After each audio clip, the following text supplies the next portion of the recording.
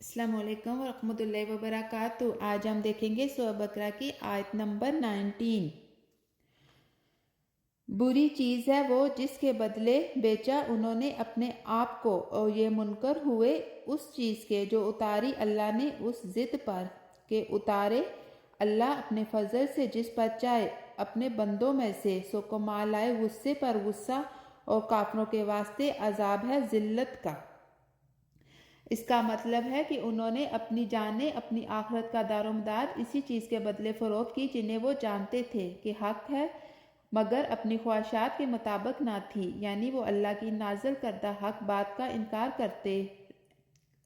کرتے ہیں۔ اس لیے اللہ نے اپنی رحمت یا فضل سے اپنی بندگی والوں میں سے جسے چاہے کچھ عطا کیا، اور انہیں یہ بات ناگوار گزری۔ اس کا مطلب ہے کہ انہوں نے اللہ کے غضب کو اپنے اوپر اکٹھا کر لیا، ایک غضب کے بعد دوسرا غضب، ان کے لیے وہ رسوا کن اور ذلت آمیز عذاب ہے۔